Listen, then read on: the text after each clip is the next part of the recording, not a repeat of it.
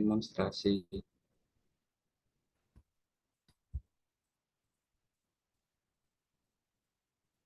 Baik, untuk kekurangan, di sini kami mengutip pendapat dari Nanang Hanafiah dan Cucu Suhana. Yang pertama, metode demonstrasi merupakan metode yang tidak wajar apabila alat peraga yang digunakan tidak bisa diamati dengan seksama oleh siswa. Metode demonstrasi kurang efektif apabila siswa tidak ikut serta dalam kegiatan bereksperimen. Lalu, metode demonstrasi juga akan menyita waktu yang banyak dan membosankan bagi peserta yang lain. Lalu yang selanjutnya, kekurangan menurut Hasibuan dan Mudijono.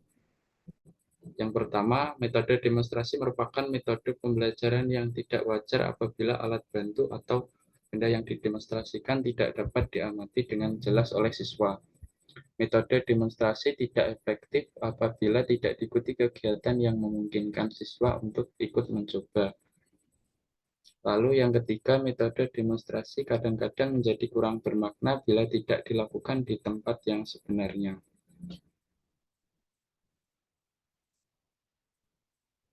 Next. Yang selanjutnya, strategi atau pendekatan. Strategi atau pendekatan yang dimaksud di sini adalah strategi kegiatan pembelajaran apa yang cocok dikombinasikan dengan metode demonstrasi ini. Yang pertama ada metode demonstrasi, itu dapat diintegrasikan ke dalam model kelas terbalik atau flipped learning. Maksudnya metode demonstrasi ini dapat diintegrasikan. Misalnya siswa dapat diberi tugas untuk menonton demonstrasi sebelum kelas dan waktu kelas dapat digunakan untuk diskusi pemecahan masalah atau praktik aktif. Lalu ada diskusi kelompok. Biasanya setelah demonstrasi, siswa dapat dibagi menjadi beberapa kelompok untuk mendiskusikan apa yang mereka pelajari dari demonstrasi sebelumnya. Lalu ada penggunaan multimedia. Penggunaan multimedia di sini misalnya dapat diperkuat dengan video, animasi, atau simulasi yang diberikan oleh guru. Lalu ada pemecahan masalah kolaboratif. Setelah demonstrasi, siswa dapat diberi sebuah tugas pemecahan masalah yang melibatkan konsep atau keterampilan yang baru saja mereka pelajari. Next.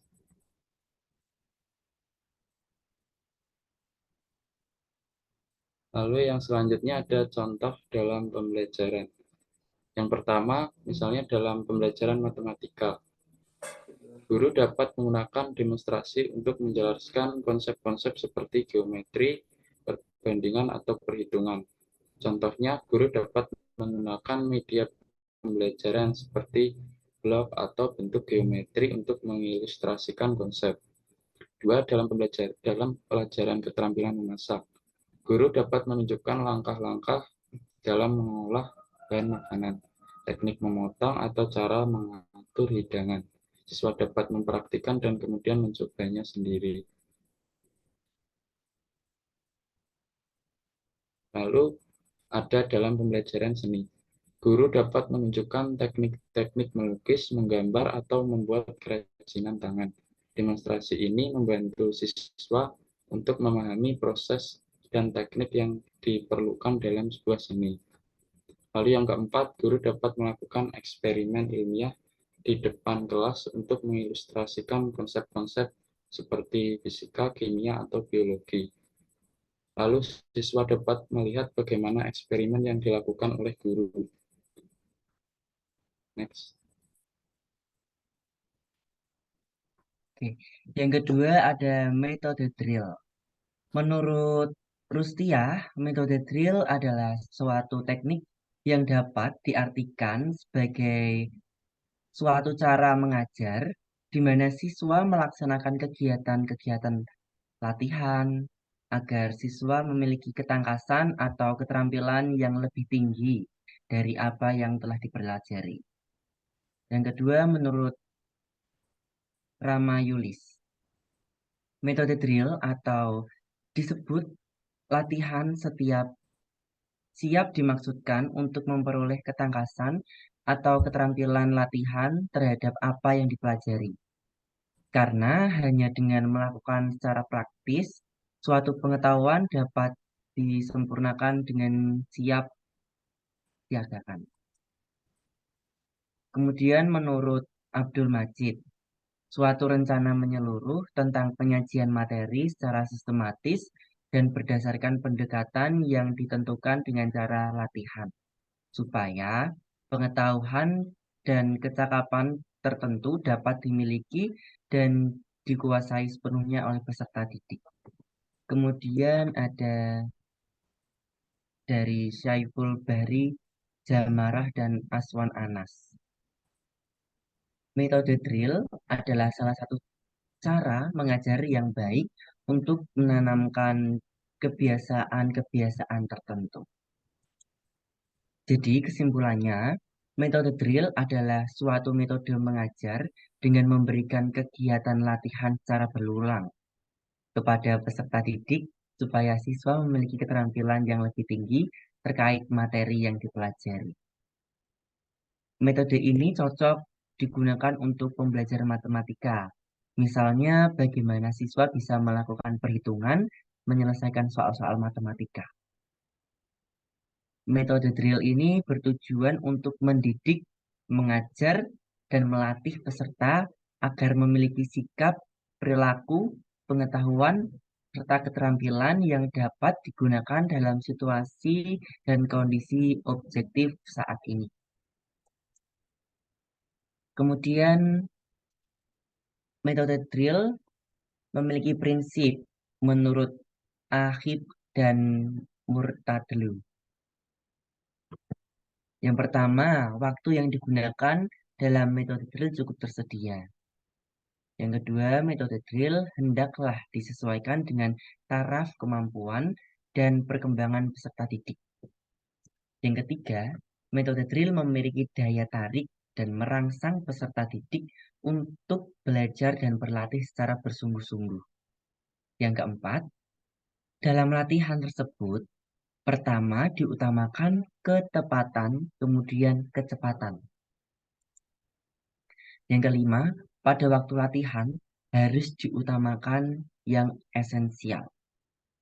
Yang keenam, latihan dapat memenuhi perbedaan kemampuan dan kecakapan individu peserta didik. Yang ketujuh, dapat menyelingi latihan sehingga tidak membosankan. Dan yang kedelapan, diperlukan kesabaran dan ketelatenan dari pihak guru. Kemudian, dalam menerapkan metode drill ini ada dua tahap.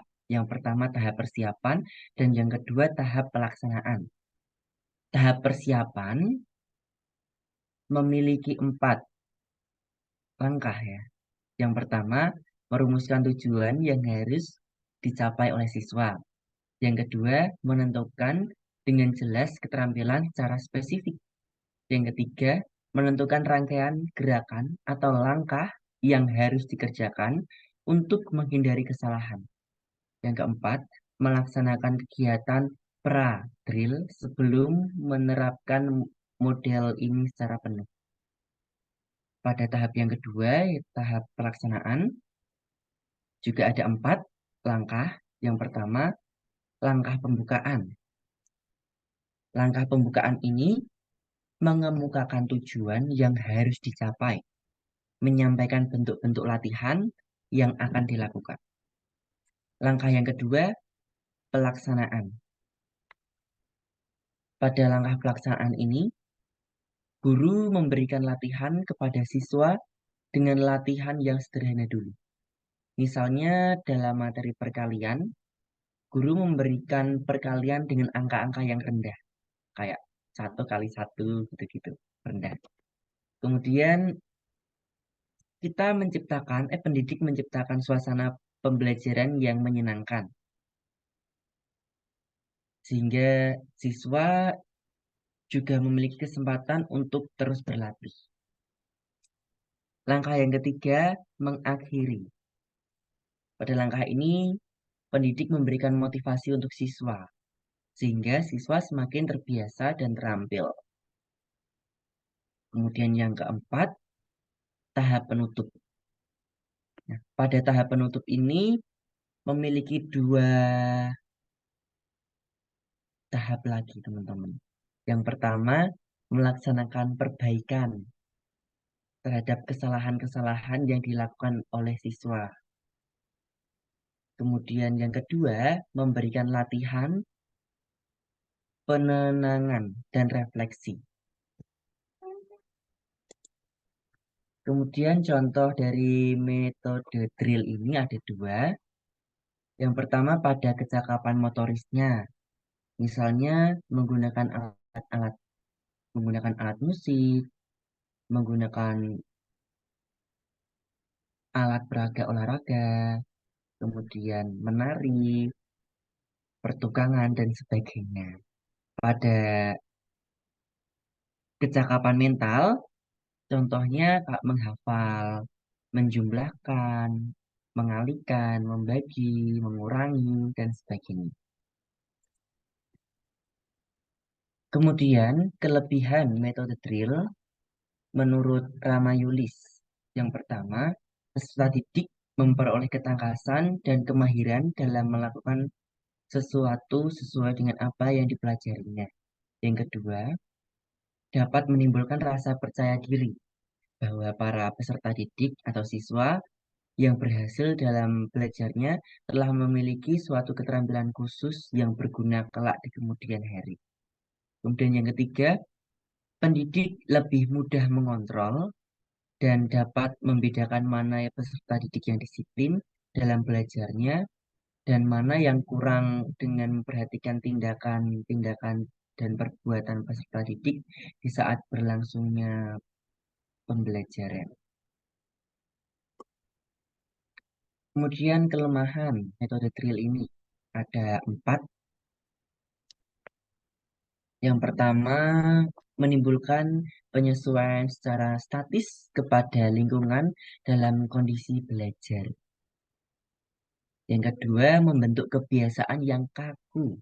Artinya seolah-olah peserta didik atau siswa itu melakukan sesuatu secara mekanis.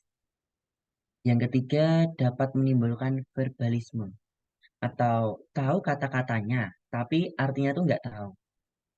Terutama pengajaran yang bersifat menghafal, di mana peserta didik dilatih untuk dapat menguasai bahan pelajaran secara harfiah, hafalan, dan secara otomatis. Meningkatkannya bila ada pertanyaan-pertanyaan yang berkaitan dengan hafalan tersebut tanpa suatu proses berpikir.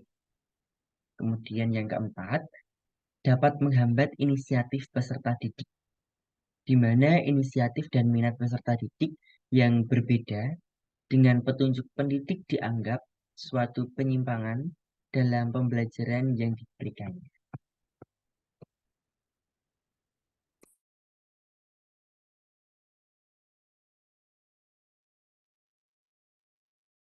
Berikutnya adalah mengenai metode eksperimen. Pengertian di sini ada yang pertama dari Muhammad Ali, eksperimen adalah percobaan tentang sesuatu. Dalam hal ini, peserta didik melakukan percobaan dan bekerja sendiri-sendiri, di mana pelaksanaan eksperimen lebih memperjelas hasil belajar karena setiap peserta didik mengalami dan melakukan kegiatan percobaan. Yang kedua dari Rustia, eh, eksperimen adalah salah satu cara mengajar di mana peserta didik melakukan suatu percobaan tentang suatu hal, mengamati prosesnya, serta menuliskan hasil percobaannya. Kemudian dari hasil pengamatan itu disampaikan ke kelas dan dievaluasi oleh guru.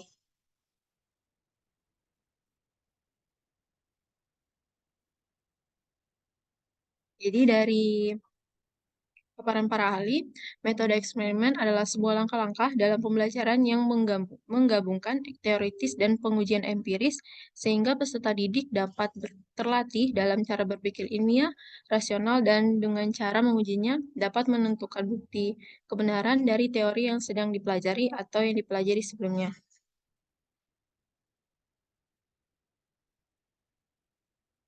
Berikut ciri-ciri dari metode eksperimen. Yang pertama, terdapat pertanyaan atau hipotesis yang perlu untuk dibuktikan. Yang kedua, mengumpulkan data dan informasi yang dibutuhkan.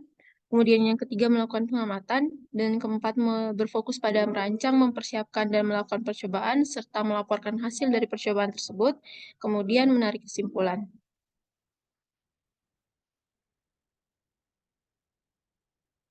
Metode eksperimen memiliki kelebihan dan kekurangan, di mana kelebihannya peserta didik dapat melatih kemampuan berpikir kritis dengan mengumpulkan informasi yang dibutuhkan, kemudian melatih fokus ketelitian dalam melakukan percobaan, dan peserta didik dapat menarik kesimpulan dari menganalisis hasil percobaan yang dilakukan. Kemudian untuk kekurangannya, alat dan bahan yang digunakan dalam percobaan perlu disiasati agar menggunakan bahan-bahan yang mudah dijangkau baik bagi guru maupun peserta didik. Untuk hasil diperoleh dari percobaan tidak selalu sesuai rencana yang diharapkan, sehingga membutuhkan ketelitian yang maksimal.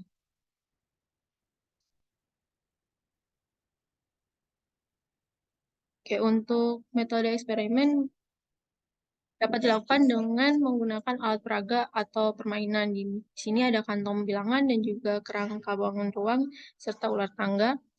Kemudian untuk strategi metode eksperimen itu menggunakan brain-based learning dan juga problem-based learning.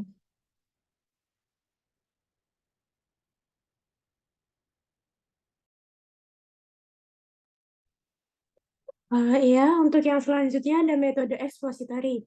Di sini ada dua definisi.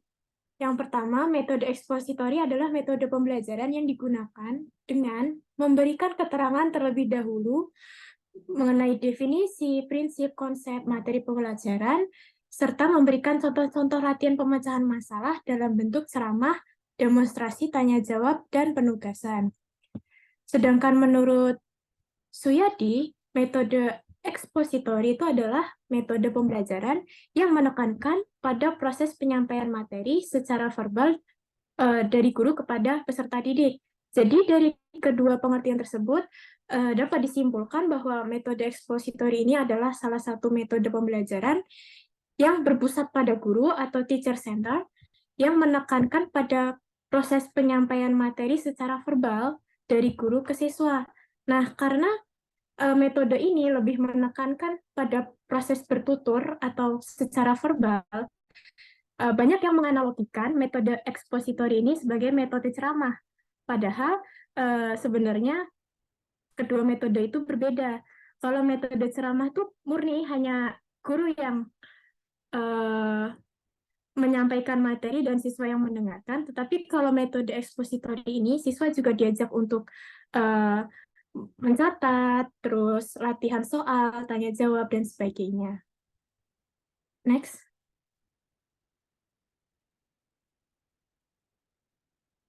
Ya, di next lagi. Nah, lalu ada ciri-ciri. Ciri-ciri dari metode ekspositori ini, yang pertama adalah lebih menekankan kepada proses bertutur atau verbal tadi. Lalu yang kedua itu, fokus utama dari metode ini tuh adalah kemampuan akademik atau academic achievement dari peserta didiknya. Next. Lalu ada prinsip dari metode ekspositori. Ini menurut Wina Sanjaya. Yang pertama, berorientasi pada tujuan.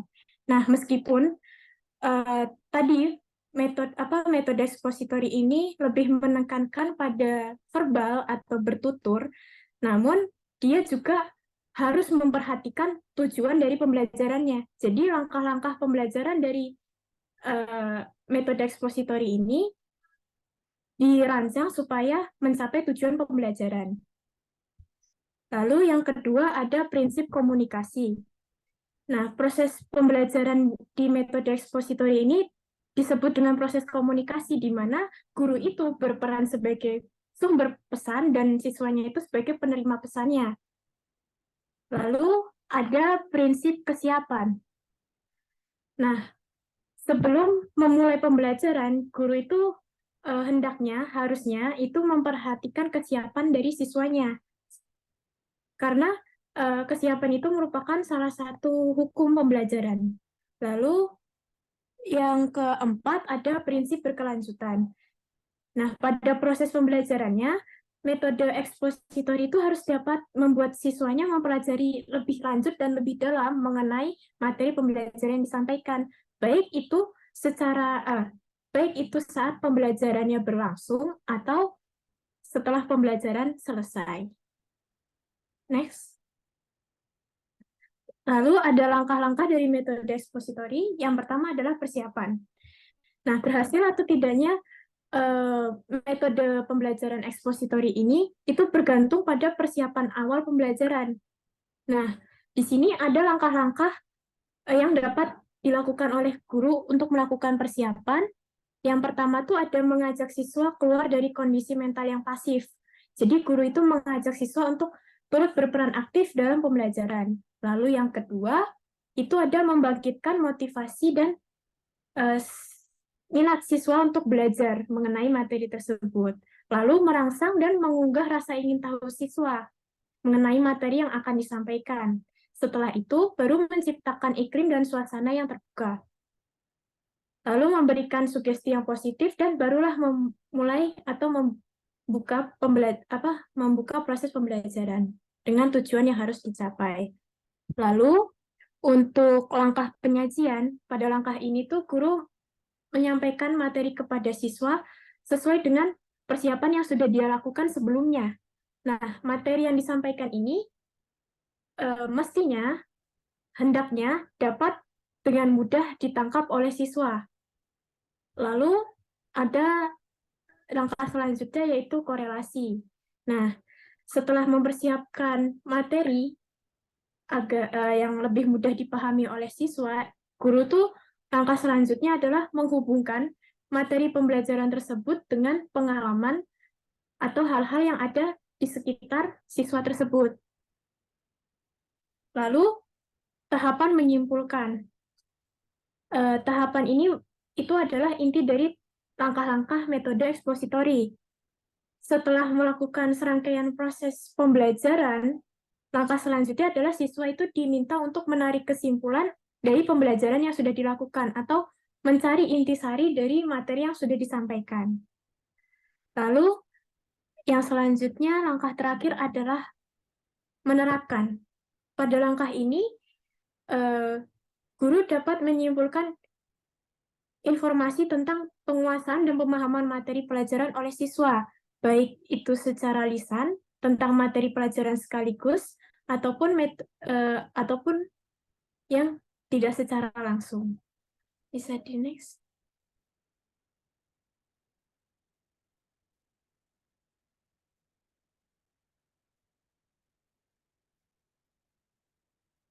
Bisa di next.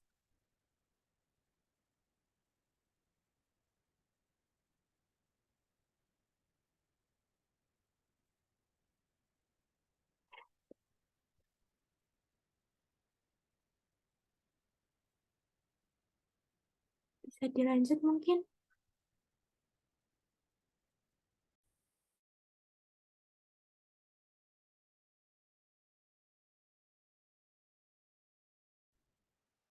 Ya, untuk selanjutnya ada presentasi. Ada presentasi Yang selanjutnya merupakan tuh, metode pembelajaran ya. yang Untuk melibatkan siswa dalam selanjutnya, berbicara di hadapan.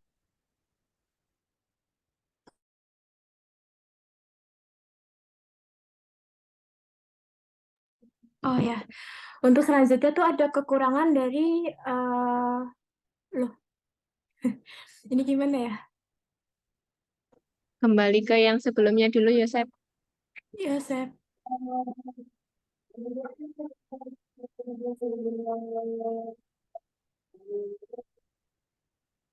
Yang kelebihan sama kekurangan metode ekspositori. Ini nggak terlihat, toh. Kayaknya kamu nge-lag deh. Iya, tempatmu nge-lag.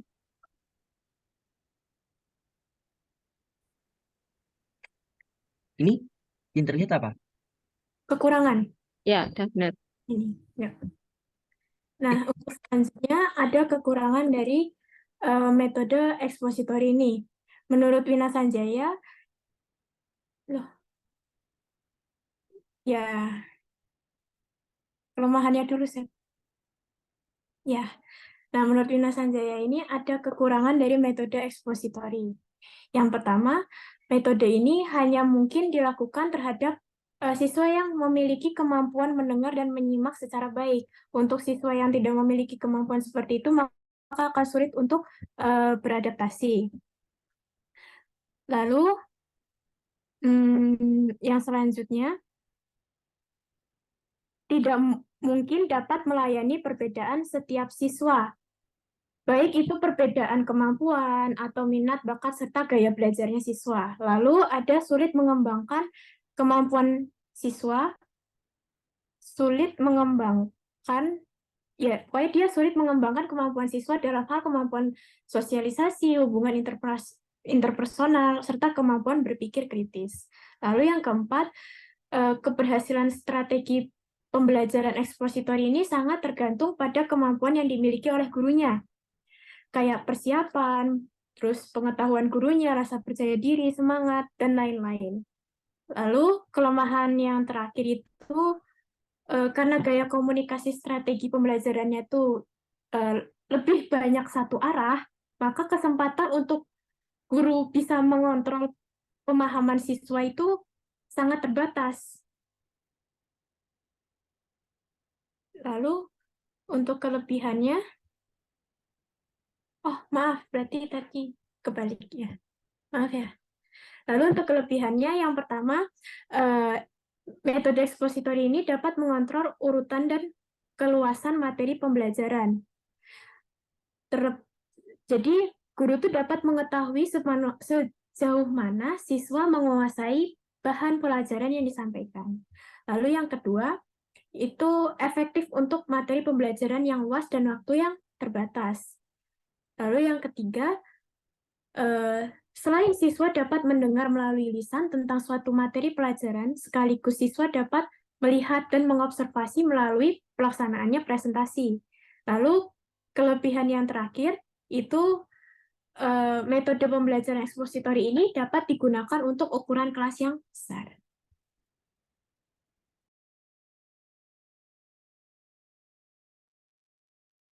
Oke, selanjutnya aku akan menyambung dengan menjelaskan metode presentasi. Metode presentasi merupakan metode pembelajaran yang melibatkan siswa dalam berbicara di hadapan sejumlah orang dengan maksud untuk menyampaikan informasi secara terstruktur, baik secara perorangan maupun dalam kelompok.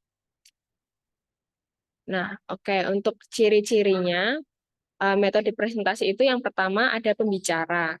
Pembicaranya ini bisa individu maupun kelompok. Kan kalau di kelas kita bisa perorangan presentasinya atau dibagi dalam kelompok. Yang kedua harus ada audiensnya atau peserta yang melihat presentasinya. Itu bisa banyak, bisa sedikit. Yang selanjutnya itu ada materi presentasi atau hal-hal yang dipresentasikan. Nah, yang hal-hal yang bisa dipresentasikan itu nanti bisa melalui media-media yang sudah kita kenal seperti biasa. Yang keempat, itu biasanya metode presentasi itu terstruktur. Kenapa? Karena sudah kayak kita siapkan per slide-nya, misalnya kalau misalnya pakai slide atau kalau misal pakai poster itu sudah materinya sudah tersusun dengan rapi sehingga hal-hal yang ingin dipresentasikan itu atau hal-hal yang disampaikan itu lebih terstruktur. Selanjutnya, kemudian setelah membaca jurnal, ada ditemukan bahwa dalam teknik presentasi itu ada 4 langkah kunci. Yang pertama yaitu adalah pembukaan atau opening. Biasanya ini tuh diisi dengan perkenalan, mungkin kata pengantar, materi yang ingin disampaikan apa. Selanjutnya untuk penyampaian isi atau body content itu yang menyampaikan isi tentang topik yang ingin dibahas dalam presentasi tersebut. Selanjutnya adalah tanya jawab yang biasa dilakukan setelah adanya presentasi. Lalu yang terakhir adalah penutup. Penutup ini bisa diawali dengan pembicara menyampaikan kesimpulan dari hal-hal yang sudah disampaikan dan mungkin diskusi yang terjadi dari tanya jawab tersebut. Lalu ditutup dengan ucapan terima kasih dan mohon maaf biasanya. Lanjut. Untuk jenis-jenis presentasinya ini ada 7. Yang pertama, ini berdasarkan konten isi materinya ya. Yang pertama itu ada recount, atau kalau biasa kita kenal di pelajaran bahasa Inggris itu ada recount text. Itu artinya materinya itu seperti kita menceritakan ulang. Nah, di sini bisa sebagai contoh adalah presentasi mengenai mungkin cerita kemarin waktu pengalaman liburan atau gimana gitu ya. Karena kan kalau presentasi itu kemarin aku banyak baca jurnal itu kebanyakan lebih di yang bahasa. Jadi kayak mereka kan fokusnya presentasi itu adalah buat melatih apa namanya? Public speaking dan speaking kalau di bahasa asing. Nah, yang kedua itu ada jenis presentasi instruksi atau instruksi itu artinya kayak perintah gitu. Jadi nanti isi presentasinya itu lebih kayak sebuah mungkin langkah-langkah atau cara dalam melakukan suatu. Bisa juga diisi dengan mata pelajaran yang apa sih namanya? Yang menyuguhkan atau menampilkan langkah-langkah yang harus dilakukan untuk mencapai sesuatu. Nah, bisa misalnya kayak kita mempresentasikan cara mengerjakan soal kalau di matematika dan lain sebagainya. Lalu selanjutnya adalah narasi. Di sini adalah isi presentasinya itu tentang hal-hal yang menghibur atau menginformasikan suatu. Contoh kayak eh, waktu kemarin kita presentasi PLP gitu. Lalu selanjutnya ada laporan informasi. Itu berarti tentang presentasi yang berisikan tentang memberikan kita menyampaikan informasi-informasi dari hal-hal yang kita cari tahu. Selanjutnya ada penjelasan, itu kita artinya menjelaskan sesuatu. Kalau argumen itu berarti presentasi yang kita mempresentasikan argumen kita, atau biasanya digunakan untuk presentasi debat. Selanjutnya adalah presentasi penemuan. Belum, guys. Presentasi penemuan itu berarti berdasarkan hasil penelitian. Selanjutnya, nah, alat bantu untuk presentasi itu bisa beragam, bisa yang kita menggunakan teknologi yang seperti kita tahu ada PowerPoint, ada Canva, atau Google Slide, atau bisa juga dengan yang nggak pakai teknologi, misalnya contoh kayak mind maps, poster, mading yang benar-benar ada hard copy-nya. Selanjutnya, nah ini contohnya kan kalau yang presentasi pakai PowerPoint biasa yang pakai LCD gitu, yang seperti kita biasanya bisa, atau bisa pakai mading. Jadi anak-anak disuruh bikin mading dulu, lalu mereka maju ke depan dan mempresentasikan mading tersebut. Selanjutnya, nah untuk kelebihan metode presentasi, yang pertama tentunya adalah menumbuhkan rasa percaya diri, karena presentasi kan tadi definisinya adalah berbicara di depan sejumlah orang. Nah, ada audiensnya. Nah, di situ siswa itu dilatih untuk lebih percaya diri. Yang kedua, memunculkan berbagai kemampuan seperti kemampuan menganalisis masalah, kemampuan berpendapat, serta kemampuan untuk mempertahankan pendapatnya. Nah, ketika siswa itu mempresentasikan hasil jawabannya, artinya kan mereka mempresentasikan pendapatnya. Nah, ketika nanti ada tanya jawab atau ada mungkin gurunya bertanya, kan nanti anak juga belajar untuk mempertahankan pendapatnya itu. Dia menjelaskan gimana sih ini tuh pendapatnya dari mana, alasannya apa. Gitu. Yang ketiga, memicu dan merangsang peserta didik untuk aktif. Kenapa? Karena mereka kan nanti menyiapkan materi, lalu lebih banyak berbicara di depan dibandingkan ketika hanya gurunya aja yang presentasi. Selanjutnya, meningkatkan kemampuan berbicara di depan umum atau public speaking, yang seperti tadi sudah disinggung di depan juga, karena mereka itu harus presentasi atau menyampaikan informasi kepada teman-temannya, kepada audiens, maka keterampilan berbicara di depan umum itu juga terlatih di situ. Seperti itu. Selanjutnya, nah, untuk kekurangan metode presentasi, yang pertama itu bisa berpotensial membosankan. Kenapa? Karena kalau misalnya pembicara itu tidak merancang presentasinya dengan baik, contohnya terlalu menampilkan banyak teks, kurangnya gambar-gambar visual, atau gaya presentasinya itu monoton, kurang interaksi mungkin dengan audiensnya, maka audiens itu bisa cepat bosan dan kehilangan minat. Sehingga informasi yang disampaikan juga tidak tersampaikan dengan baik.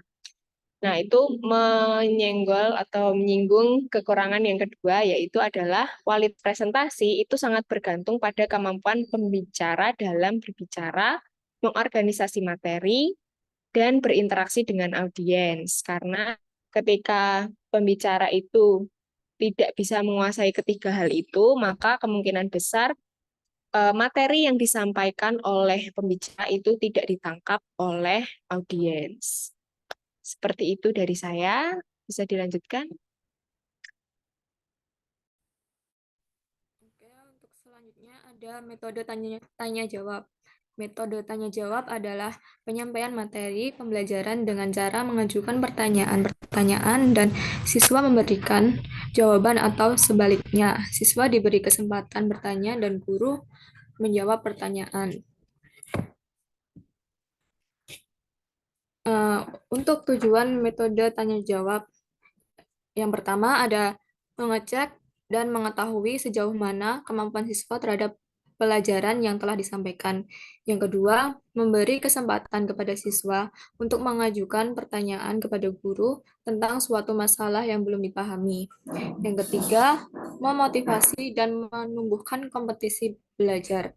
Yang keempat, melatih siswa untuk berpikir dan berbicara secara sistematis berdasarkan pemikiran sendiri. Next. Untuk selanjutnya ada langkah-langkah metode tanya jawab. Yang pertama itu ada kegiatan persiapan. Kegiatan persiapan di sini biasanya dilakukan sebelum proses pembelajaran berlangsung. Dan yang harus dilakukan guru adalah merumuskan tujuan yang harus dicapai oleh siswa setelah pembelajaran berakhir.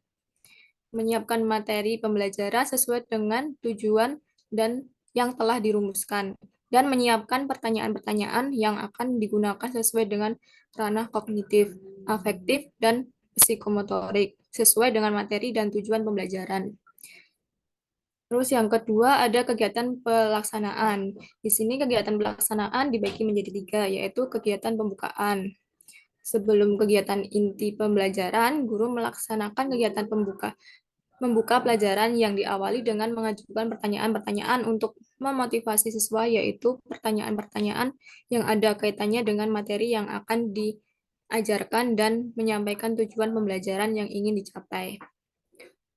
Untuk kegiatan inti pembelajaran, itu guru harus memperhatikan beberapa hal, yaitu yang pertama mengajukan pertanyaan-pertanyaan mengenai materi pelajaran seperti yang telah disiapkan sebelumnya. Yang kedua, menggunakan keterampilan-keterampilan bertanya dasar dan lanjut, seperti memberi acuan, pemusatan, menggilir, menyebarkan, memberi waktu berpikir, memberi tuntunan, mengajukan pertanyaan melacak, dan sebagainya. Yang ketiga itu ada memberi penguatan yang dapat menjawab pertanyaan guru dan menghindari pemberian penguatan negatif bagi siswa yang tidak dapat menjawab pertanyaan atau yang jawabannya salah. Yang keempat, memberi tuntunan bagi siswa yang tidak bisa menjawab pertanyaan guru atau bagi siswa yang menjawabnya salah. Jika siswa tidak dapat menjawab pertanyaan, maka pertanyaan dialihkan ke beberapa siswa lain sampai diperoleh jawaban yang benar. Siswa yang menjawab salah diminta mengulangi jawaban yang benar dan diberi penguatan yang benar. Jika tidak ada satupun siswa yang menjawab dengan benar, maka guru harus menjawab dan memberi penjelasan. Selanjutnya, jika ada siswa yang bertanya, hendaknya pertanyaan dilemparkan kepada siswa lain untuk menjawabnya. Guru tidak perlu terburu-buru menjawab pertanyaan itu dan memberikan kesempatan siswa mendiskusikan pertanyaan guru yang sahih, analisis konsistensi, dan evaluasi dengan teman sebangkunya untuk memperoleh jawaban yang benar. Untuk kegiatan yang ketiga, kegiatan mengakhiri tanya jawab. Adapun yang harus dilakukan guru untuk mengakhiri tanya jawab pada saat proses pembelajaran adalah guru meminta siswa untuk merangkum isi pembelajaran yang dilaksanakan dengan metode tanya jawab. Guru membimbing siswa membuat ringkasan melalui tuntunan atau pertanyaan-pertanyaan pelacak untuk memperoleh rangkuman yang diinginkan. Melakukan evaluasi dengan mengajukan pertanyaan-pertanyaan untuk mengetahui tingkat penguasaan siswa terhadap materi yang diajarkan. Guru memberikan tugas untuk mempelajari materi pelajaran di rumah agar siswa semakin menguasai materi di rumah. Next. Di sini ada prinsip metode tanya jawab. Ada 3 prinsip. Yang pertama ada penyebaran. Penyebaran bisa disebut juga distribution, yaitu agar siswa banyak berpartisipasi pada suatu kegiatan belajar. Mengajar sebaiknya guru menyebarkan giliran menjawab pertanyaan secara acak dan kalau perlu secara merata. Yang kedua, memberikan waktu berpikir. Setelah mengajukan pertanyaan kepada seluruh kelas, guru sepatutnya memberikan kesempatan kepada siswa untuk berpikir sejenak, kemudian baru menunjuk salah seorang siswa untuk menjawab pertanyaan tersebut. Yang ketiga, ada penggunaan pertanyaan pelacak. Suatu saat guru ingin meningkatkan jawaban siswanya, untuk itu dapat digunakan teknik probing atau pelacak agar siswa dapat meningkatkan menjadi lebih sempurna dalam memahami materi pembelajaran. Next.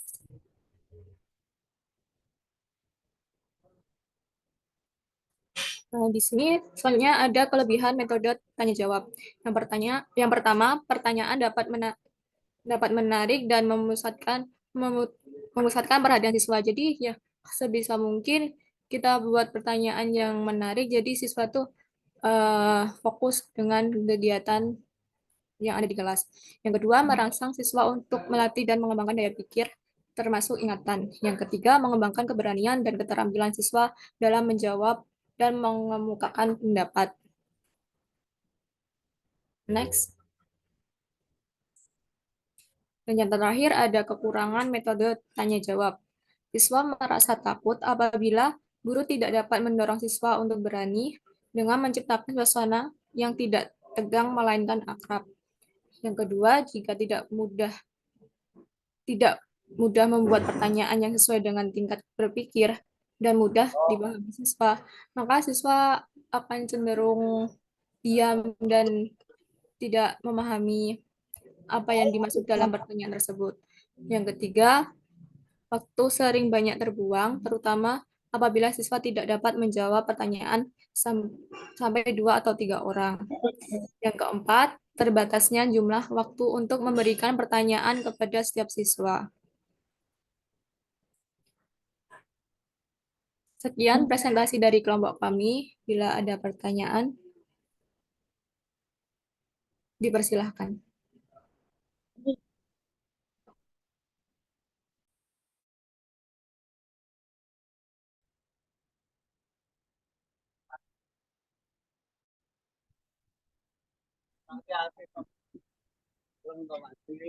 Oke, untuk teman-teman yang mungkin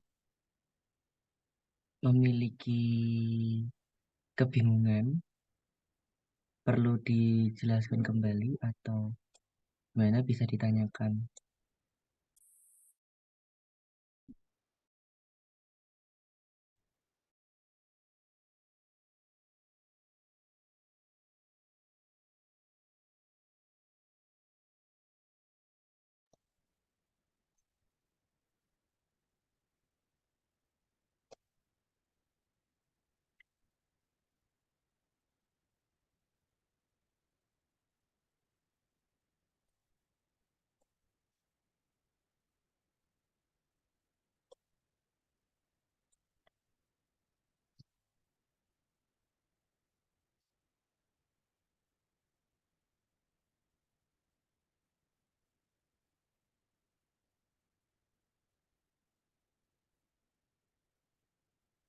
mungkin pada metode drill, metode tanya jawab, metode demonstrasi, ekspositori, presentasi, ataupun eksperimen. Ada yang belum nangkap, bisa ditanyakan teman-teman. Karena mengingat waktu tersisa 49 menit dan akan dilanjut ke kelompok selanjutnya. Jika tidak ada, presentasi kelompok 5.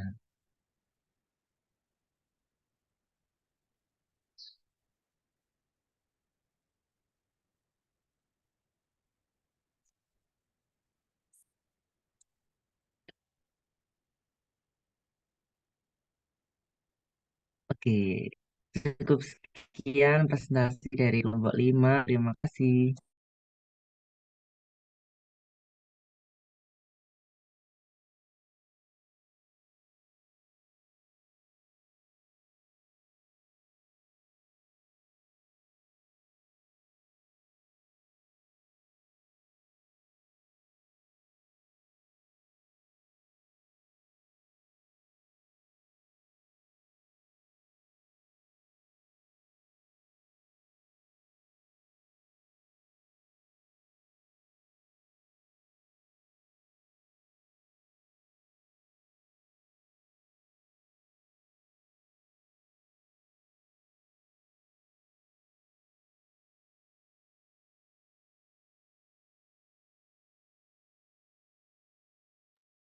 Oke, selanjutnya presentasi dari kelompok 6. Rani, boleh langsung share aja.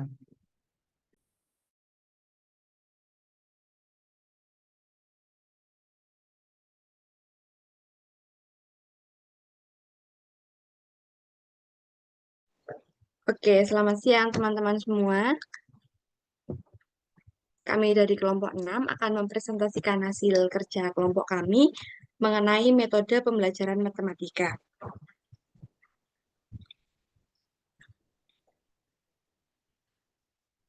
Di sini anggota kelompok 6 ada saya sendiri, Rani Kristanti, ada Yohanes Benyamin, ada Bella Sukmawati, ada Leo Kumara, ada Lilio Sakar Melita, dan yang terakhir ada Ira Lestari.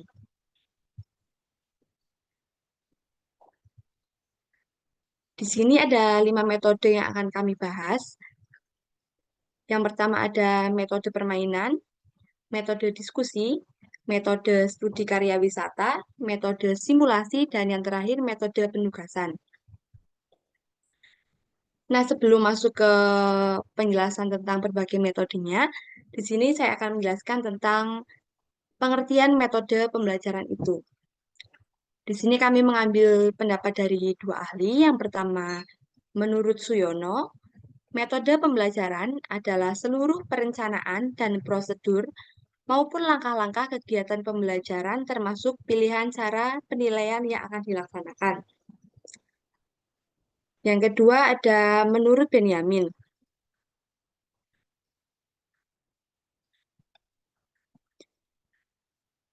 Menurut Benyamin, metode pembelajaran merupakan bagian dari strategi instruksional, di mana metode instruksional berfungsi sebagai cara untuk menyajikan, menguraikan, memberi contoh, dan memberi latihan kepada peserta didik untuk mencapai tujuan tertentu. Nah, dari 2 pendapat ahli ini, kelompok kami menyimpulkan bahwa metode pembelajaran merupakan suatu cara yang digunakan oleh guru dalam menjalankan fungsinya dan merupakan suatu alat supaya mencapai tujuan pembelajaran secara optimal.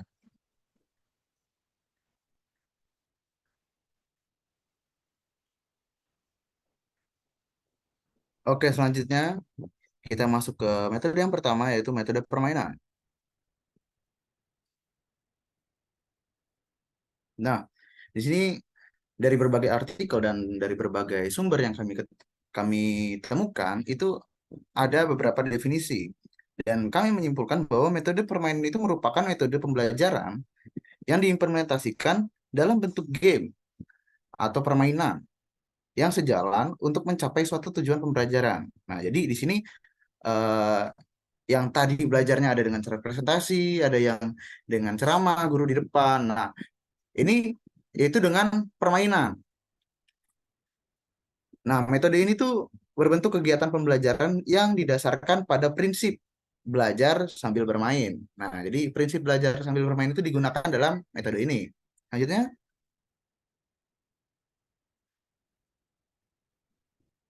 oke. Nah, lalu ada beberapa ciri-ciri dari metode permainan.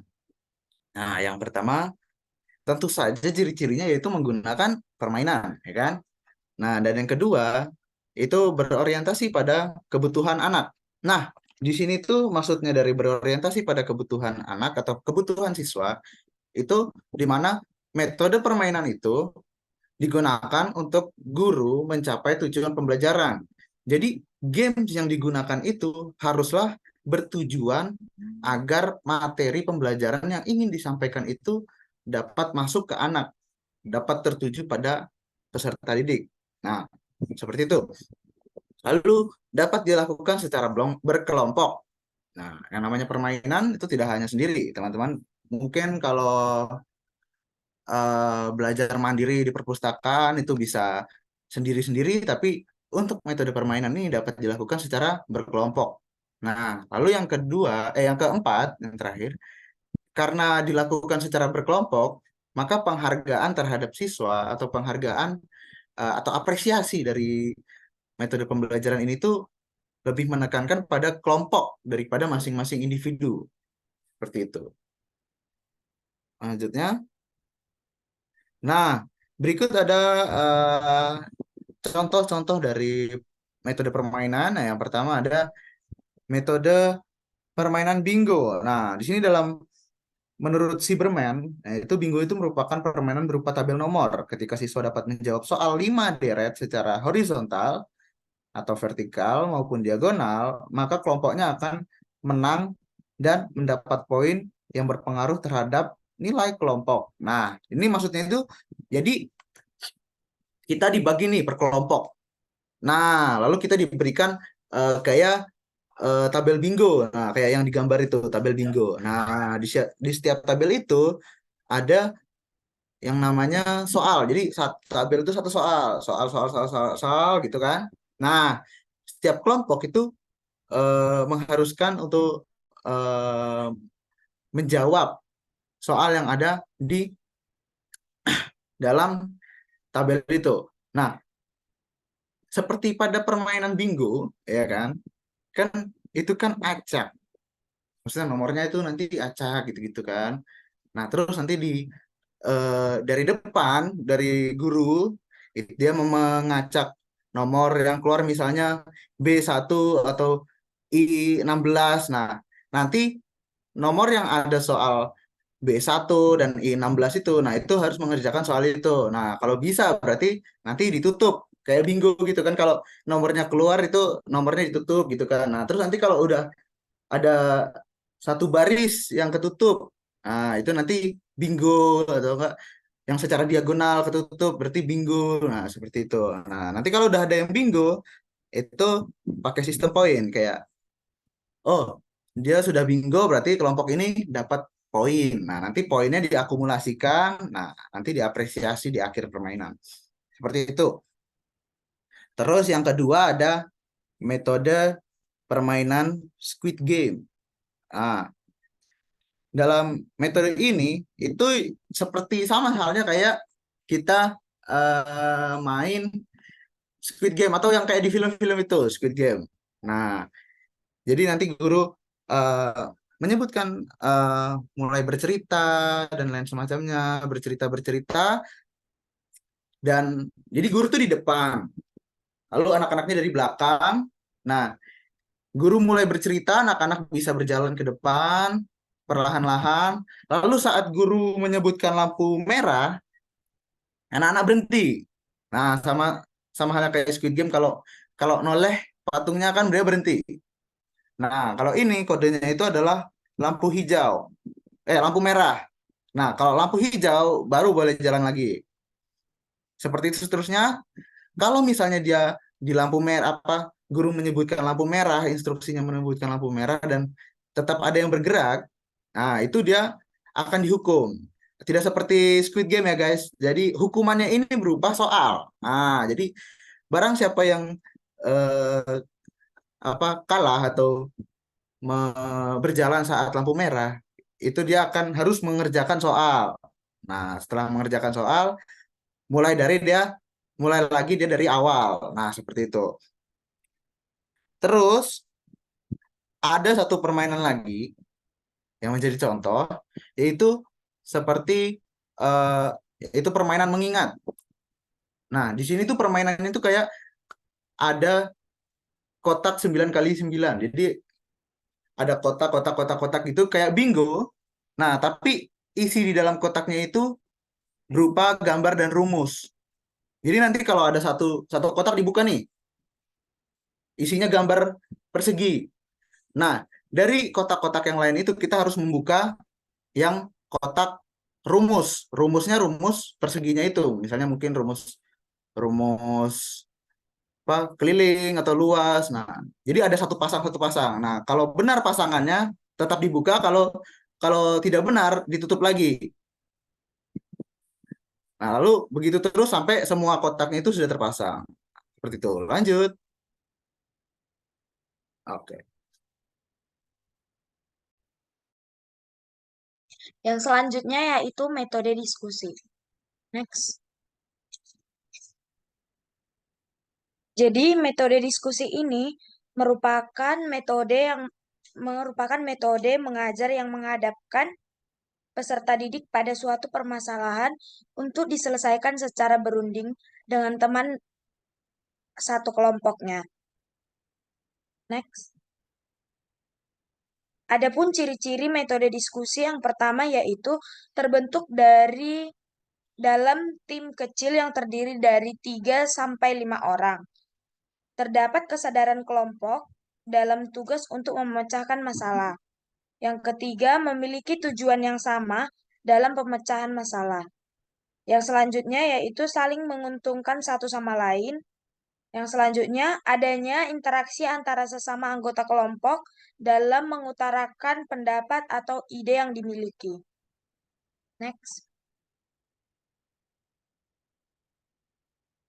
Adapun contoh yaitu diskusi kelompok kecil atau bus group discussion. Jadi teknik kelompok bus group discussion ini digunakan dalam kegiatan pembelajaran pemecahan masalah yang di dalamnya mengandung bagian-bagian khusus dalam masalah itu. Kegiatan belajar dilakukan dalam kelompok kecil yang beranggotakan 3 sampai 4 orang. Kelompok kecil akan membahas permasalahan dengan waktu yang singkat tentang bagian-bagian khusus permasalahan yang dialami oleh kelompok besar. Jadi, itu semisalnya di kelas itu memiliki permasalahan tentang matematika keuangan. Jadi, guru itu membagi kelompok kecil itu agar dapat mencari tentang bruto dan lain-lainnya. Terus, jika sebuah kelompok terdiri dari 40 orang anggota akan mendiskusikan permasalahan yang kompleks. Hanya akan ada beberapa orang yang ikut berpartisipasi. Agar orang-orang yang ingin menyampaikan ide atau pendapatnya ikut terlibat dalam diskusi kelompok, maka solusinya guru akan membentuk bus group discussion yang terdiri dari 4 sampai 5 orang itu. Dan akan diberikan waktu tertentu dalam kelompok untuk dapat berdiskusi bersama. Jadi pada aksi sesi pendek ini, juru pembicara yang ditunjuk oleh tiap-tiap kelompok melaporkan hasil diskusinya kepada seluruh kelompok. Jadi selanjutnya akan dilanjut yaitu metode studi karya wisata. Ya, baik, saya melanjutkan untuk salah satu metode lain yang dapat digunakan dalam pembelajaran, itu ada metode studi karya wisata. Nah, pertama kita lihat terkait definisinya. Jadi menurut Nana, metode studi karya wisata ini merupakan metode mengajar yang memiliki arti tersendiri dan berbeda dengan karya wisata pada umumnya. yaitu kunjungan keluar kelas dalam rangka ingin belajar. Nah, jadi di sini kunjungan yang dilakukan tidak hanya sekedar dengan tujuan rekreasi, tetapi yang diutamakan di sini adalah untuk belajar. Kemudian menurut buku, metode karya wisata ini merupakan metode dalam proses mengajar untuk siswa yang diajak keluar sekolah untuk meninjau tempat tertentu. Nah, tempat-tempat di sini itu dapat berupa misalnya ada ke pantai, kemudian atau ke gunung, ke kebun binatang, ke tempat atau wilayah pertanian, wilayah perkebunan, dengan tujuan untuk mempelajari sesuatu atau pelajaran tertentu seperti itu. Kemudian dari pengertian-pengertian yang telah kami kumpulkan, kelompok akhirnya berpendapat bahwa metode karya wisata ini merupakan metode cara mengajar yang dilakukan dengan membawa siswa ke suatu tempat atau objek di luar sekolah guna untuk mengamati objek yang akan dipelajari. Lanjut. Nah, untuk melakukan studi karya wisata terdapat 3 langkah utama. Yang pertama ada langkah perencanaan. Nah, langkah perencanaan di sini mencakupi beberapa bagian. Yang pertama di situ ada perumusan tujuan studi karya wisata. Kemudian yang kedua adalah menetapkan objek sesuai dengan tujuan yang hendak dicapai. Ya, jadi sasaran atau tempat yang ingin dilakukan studi karya wisata. Kemudian menetapkan waktu kapan terjadinya atau kapan dilaksanakan studi karya wisata itu. Kemudian menyusun rencana belajar bagi siswa. Ya, jadi dari pelaksanaan studi ini apa yang akan dilakukan siswa. Kemudian merencanakan perlengkapan belajar yang harus disediakan. Apa saja yang dibutuhkan dalam kegiatan studi karya wisata itu. Kemudian yang kedua ada pelaksanaan studi karya wisata. Jadi pada fase ini pelaksanaan kegiatan belajar di tempat studi wisata dilakukan dengan bimbingan guru. Dan kegiatan belajar ini harus diarahkan kepada tujuan yang telah ditetapkan pada fase sebelumnya, yaitu ada pada fase perencanaan. Langkah yang ketiga adalah langkah tindak lanjut. Dan di sini pada akhir dari studi wisata, siswa diminta untuk melakukan semacam proyek atau laporan, bisa dalam bentuk lisan maupun tertulis mengenai inti masalah yang telah dipelajari pada waktu studi wisata. Ya, sehingga kegiatan studi wisata yang dilakukan itu memiliki hasil. Artinya tidak hanya sekedar kegiatan studi atau berkunjung keluar, tetapi ada hasil atau pelajaran yang bisa diperoleh dari sana. Lanjut. Nah, ada kelebihan yang diperoleh dari metode pembelajaran ini, yaitu memiliki prinsip pengajaran modern yang memanfaatkan lingkungan nyata dalam pengajaran. Dan yang kedua, itu membuat apa yang dipelajari di sekolah menjadi lebih relevan dengan kenyataan dan kebutuhan di masyarakat. Kemudian ada kelebihan yang ketiga, pengajaran serupa ini dapat lebih merangsang kreativitas siswa. Dan kelebihan yang terakhir, informasi sebagai bahan pelajaran lebih luas dan aktual. Ya, selain kelebihan ada juga kekurangan yang dimiliki oleh metode ini. Yang pertama, fasilitas yang diperlukan dan biaya yang diperlukan sulit untuk disediakan oleh siswa atau sekolah. Dan yang kedua, itu sangat memerlukan persiapan dan perencanaan yang matang. Yang ketiga, memerlukan koordinasi dengan guru-guru bidang studi lain agar tidak terjadi tumpang tindih waktu. Ya, karena kegiatan studi wisata ini sehingga perlu diselidiki. Mungkin akan bertabrakan dengan mata pelajaran lain sehingga kegiatan ini nanti tidak mengganggu mata pelajaran yang lainnya. Kemudian kekurangan yang ketiga, dalam karya wisata sering terjadi unsur rekreasi. Jadi siswa cenderung lebih memanfaatkan momen itu untuk bermain dan melupakan apa yang menjadi tujuan utamanya. Dan kekurangan yang terakhir itu sulit mengatur siswa yang banyak dalam perjalanan dan mengarahkan mereka kepada kegiatan studi yang menjadi permasalahan. Ya, apalagi jika pembimbing atau koordinatornya dalam jumlah sedikit, sementara siswanya dalam jumlah banyak, tentu untuk mengontrolnya akan menjadi semakin sulit. Lanjut. Dan hal yang harus diperhatikan dalam kegiatan studi karya wisata Ya, itu yang pertama itu perlu ditentukan sumber belajar mengajarnya. Kemudian mengamati kesesuaian sumber belajar dengan tujuan dan program sekolah. Kemudian menganalisis sumber berdasarkan pedagogis, menganalisis kesesuaian sumber dengan kurikulum, mengembangkan program karya wisata secara logis dan sistematis. Kemudian perlu dilaksanakan kegiatan sesuai dengan tujuan yang sudah ditetapkan. Dan yang terakhir perlu dianalisis apakah tujuan dari kegiatan karya wisata ini sudah mencapai tujuannya atau belum, seperti itu. Ya, jadi contoh dari studi karya wisata itu salah satunya di sini ada pada pembelajaran sejarah. Ya, jadi misalnya kita atau para siswa diajak untuk melakukan studi karya wisata ke candi semacam kita lihat pada gambar. Jadi di sana siswa mungkin bisa mempelajari secara langsung bagaimana kapan kira-kira candi ini didirikan, kemudian dengan segala sesuatu hal lain yang terkait dengan candi itu. Ya, jadi ini merupakan salah satu contohnya. Ya, lanjut.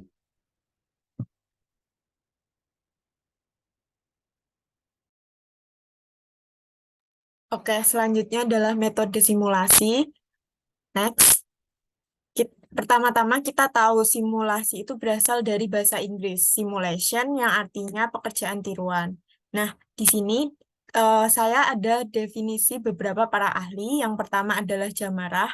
Itu didefinisikan simulasi adalah cara penyajian pengajaran dengan meragakan atau mempertunjukkan kepada siswa suatu proses, situasi, atau benda tertentu yang sedang dipelajari, baik sebenarnya atau tiruan yang sering disertai dengan penjelasan lisan.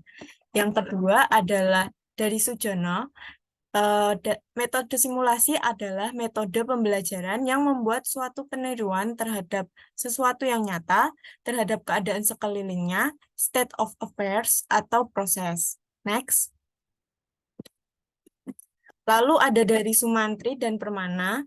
Itu metode simulasi adalah cara penyajian pengajaran dengan menggunakan situasi tiruan untuk menggambarkan situasi sebenarnya agar diperoleh pemahaman tentang hakikat suatu konsep, prinsip, atau keterampilan tertentu. Sedangkan dari Saud, metode simulasi adalah suatu model yang di dalamnya terdapat seperangkat variabel yang menampilkan ciri utama dan sistem kehidupan yang sebenarnya. Lalu dari pendapat beberapa para ahli itu, kita menyimpulkan dari kelompok metode simulasi itu adalah prosedur atau teknik yang digunakan dalam aktivitas belajar mengajar dengan cara menirukan situasi dan kondisi untuk memahami konsep, prinsip, atau keterampilan tertentu. Next. Oke, selanjutnya adalah tujuan dari metode simulasi. Tujuannya itu adalah untuk meningkatkan keterampilan dan kemampuan memecahkan masalah sosial peserta didik yang berasal dari kehidupan nyata. Lalu untuk karakteristiknya,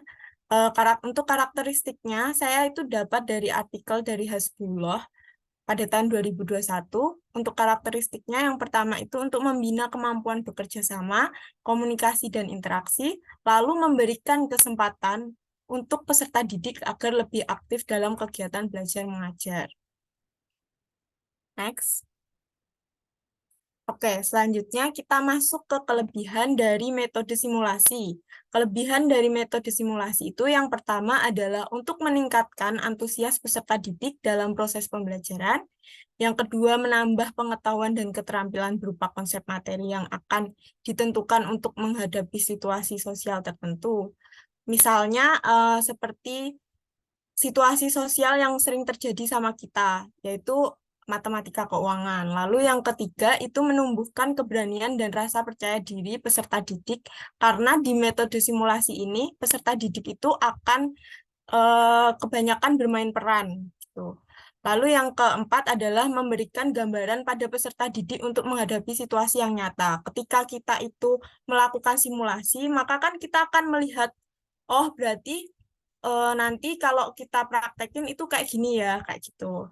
Lalu yang terakhir adalah memberikan kesempatan peserta didik untuk memerankan peran sesuai dengan topik yang sedang dibahas.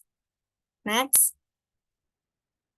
Lalu untuk kekurangannya, yang pertama itu rasa takut dan tidak percaya diri yang dimiliki peserta didik itu dapat mempengaruhi kelancaran berlangsungnya metode simulasi.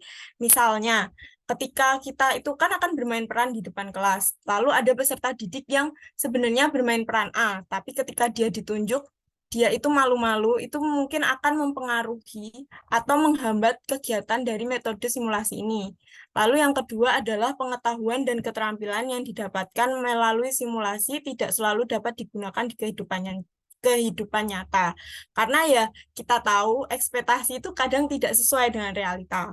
Lalu yang ketiga itu pengelolaan pembelajaran yang kurang baik menjadikan metode simulasi sebagai alat hiburan sehingga membuat tujuan pembelajaran yang sesungguhnya tidak terrealisasikan. Next. Nah, berikut ini ada contoh dari metode simulasi, mungkin bisa di-skip sampai menit ke 1 menit 47 detik, Rani. 1 menit, nah sudah, situ aja. Mungkin teman-teman bisa menyaksikan terlebih dahulu, nanti akan saya jelaskan.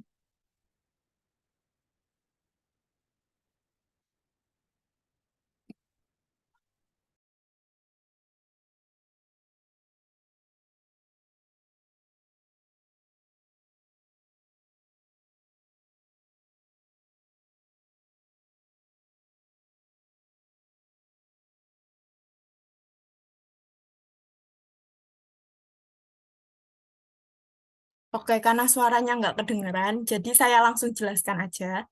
Jadi pada video tersebut itu, sebelumnya Rani, langsung ke menit yang tadi aja.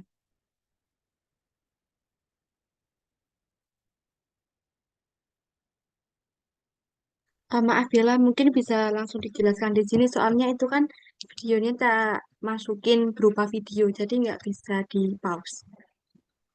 Oh, oke. Berarti langsung dijelasin aja ya ini. Ya, mungkin nanti teman-teman bisa lihat di PPT-nya. Oke. Oke, jadi pada video tersebut itu nanti kita mengetahui dari langkah-langkah persiapan yang dilakukan kegiatannya itu berupa persepsi dan penyampaian tujuan pembelajarannya oleh guru. Selanjutnya, peserta didik itu akan melakukan simulasi pasar sederhana dengan perannya masing-masing. Jadi itu nanti terdapat 2 anak perempuan yang menjaga paket atau kira-kira itu seperti jualan lah. Dan ada anak-anak yang mengambil paket yang sudah memiliki nomor.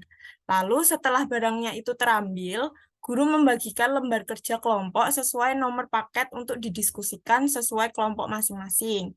Di dalam kelompok itu, peserta didik boleh bertanya kepada guru, sedangkan guru dapat memberikan penjelasan atau mengawasi kinerja dari setiap kelompok. Kelompok yang telah selesai mengerjakan lembar kerja dapat berbagi ide atau mempresentasikan idenya dengan kunjungan satu kelompok kepada kelompok lain. Simulasi itu ditutup dengan refleksi dan latihan mandiri yang nantinya akan dikerjakan oleh setiap peserta didik. Gitu. Selanjutnya adalah metode penugasan yang akan dijelaskan oleh Lili. Oke, baik. Yang selanjutnya ada metode penugasan.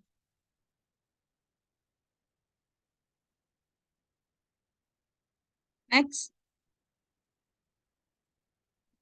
Oke, yang pertama menurut Saiful Segala, itu cara penyajian bahan pelajaran di mana guru memberikan tugas tertentu agar murid melakukan kegiatan belajar, kemudian harus dipertanggungjawabkan. Kemudian ada menurut KBBI, metode penugasan itu metode belajar yang mengkombinasikan penghafalan, pembacaan, pengulangan, pengujian, dan pemeriksaan atas diri sendiri. Selanjutnya ada Saiful Bahri Jahmara. Itu metode penugasan merupakan suatu pekerjaan yang harus anak didik selesaikan tanpa terkait dengan tempat.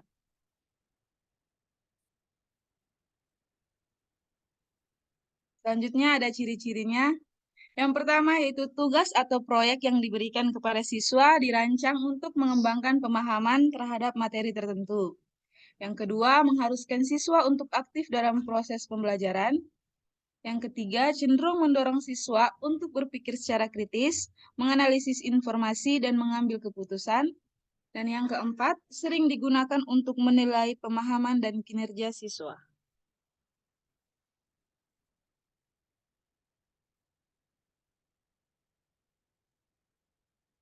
Oke, di sini ada contohnya, yaitu guru memberikan tugas kepada siswa-siswi itu pada saat kegiatan inti dan pada saat akan menutup kegiatan pembelajaran untuk memastikan atau memberi peneguhan atas apa yang telah dipelajari selama di kelas.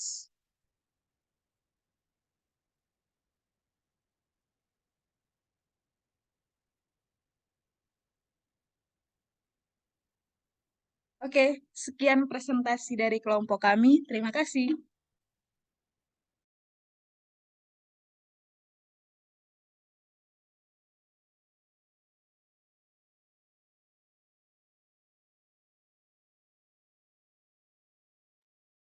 Oke, ada yang mau nanya? Oh ya, untuk waktu berapa lama lagi, Sep? Ini Udah 18 habis menit nih. lagi, Le. Ah, Ah, Untuk waktu udah Zoom-nya habis. 18 menit lagi, tapi seharusnya ini udah selesai sih, soalnya 12.40 ya. iya udah selesai sih. Berarti ini kita cukupkan saja atau bagaimana? Boleh, boleh, monggo. Oke, teman-teman, berikut presentasi dari kami. Kalau ada pertanyaan karena waktunya terbatas ya, jadi nanti bisa di WA, di grup atau melalui jalur pribadi gitu kan. Oke, berarti ini kita tutup aja. Oke, terima Silakan, kasih. saya penutup. Sekalian doa itu.